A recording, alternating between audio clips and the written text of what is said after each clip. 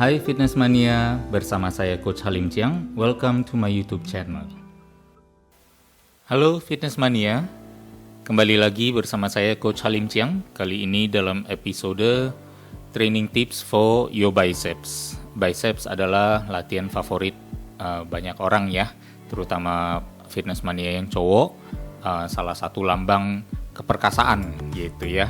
Nah, kita akan coba bahas sebenarnya bukan sekedar program latihan, tapi tentang spesifik teknik yang membuat kita bisa berlatih menjadi lebih efisien lagi, sehingga upaya kita di gym bisa lebih menghasilkan biceps yang lebih baik.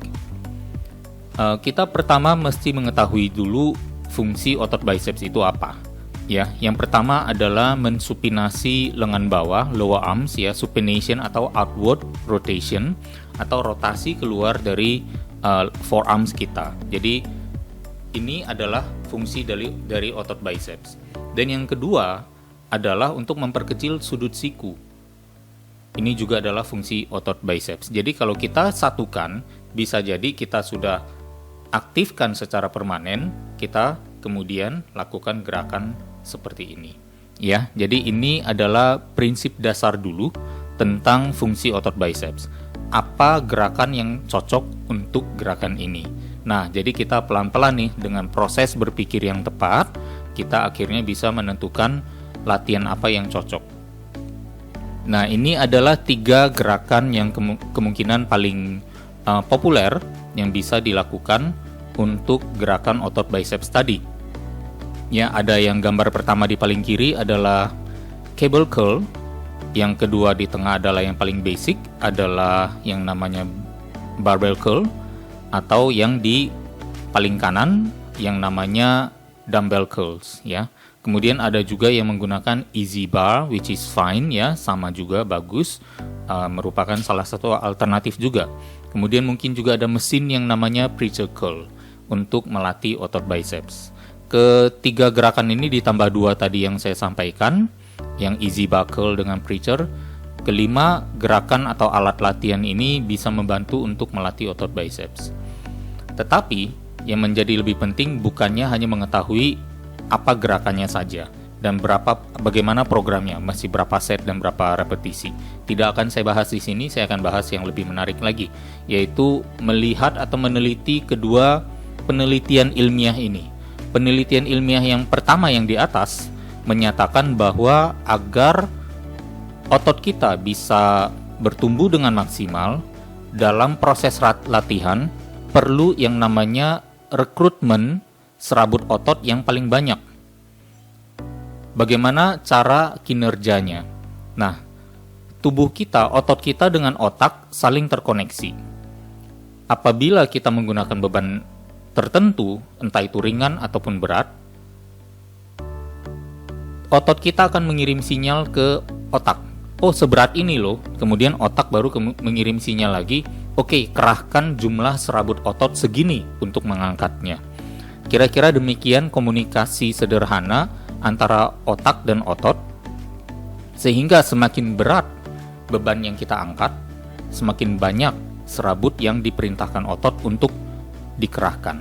Berarti di studi yang pertama yang paling atas tadi, kesimpulannya adalah apa? Untuk menggunakan beban yang lebih berat ya. Dan yang di studi yang kedua adalah tentang memaksimalkan hipertrofi atau pembesaran serabut otot. Dan di sini kita lihat ke dalam, waktu saya pelajari lebih dalam, ternyata membahas tentang yang namanya time under tension, atau memberikan jumlah waktu yang lebih banyak ya, waktu lebih banyak otot biceps atau otot manapun yang kita latih untuk berada di bawah tekanan. Ini artinya apa? Nah, artinya kalau kita menggabungkan kedua penelitian tadi untuk mendapatkan hasil pertumbuhan otot yang paling maksimal, yang pertama kita harus menerapkan beban terberat yang melibatkan supinasi forearms dan fleksi pada siku sebagai fungsi dasar dari otot biceps. Dan yang kedua adalah memberi otot target si biceps tersebut waktu terlama di bawah tekanan. Yang artinya apa? Perhatikan gambar yang ada di kanan layar, bahwa waktu ada yang namanya panah lengkung biru itu adalah yang namanya positif. Nah, positif ini menggunakan beban yang cukup berat, ya.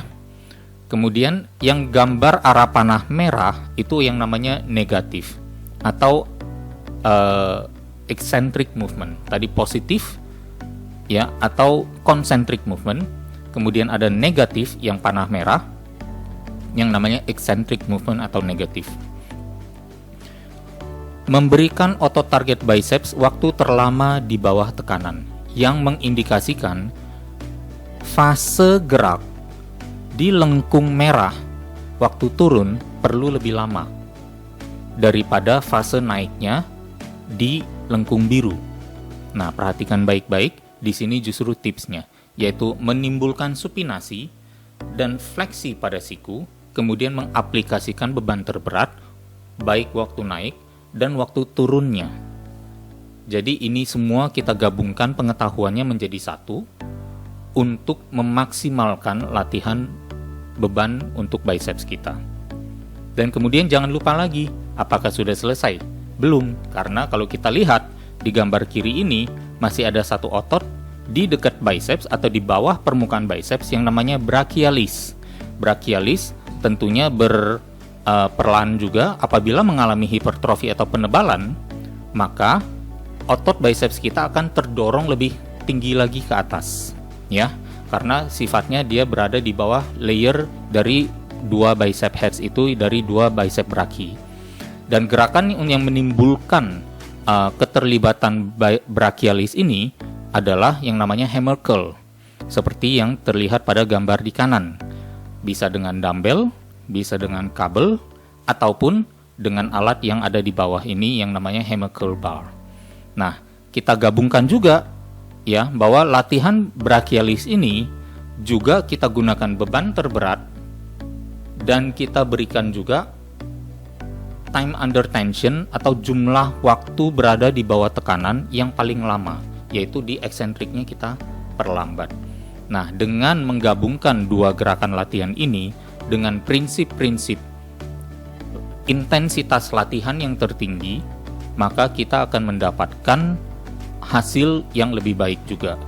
Sehingga latihan biceps kita bisa menjadi lebih terfokus, ya, dengan teknik yang tepat, dengan beban yang tepat, dengan tempo yang tepat. Kira-kira demikian penjelasan singkat tentang bagaimana melatih biceps kita menjadi lebih maksimum lagi. Memang sifatnya teori, tapi di praktek waktu di gym ini semua akan sangat diperlukan. Terima kasih sudah menyimak. Stay healthy, stay tuned, dan kita ketemu lagi di episode yang mendatang. Ya, teman-teman, terima kasih sudah menyaksikan video saya di Coach Halim Chiang. Apabila menyukai videonya, jangan lupa like, atau jangan lupa juga subscribe, bahkan mungkin share ke teman-teman lainnya, semoga bermanfaat adanya. Dan jika ada komentar atau mungkin usulan topik-topik yang ingin saya bahas, silakan ditulis di komentar, nanti akan saya coba pertimbangkan untuk saya masukkan ke dalam video-video selanjutnya. Terima kasih atas perhatiannya, stay tune dan stay healthy.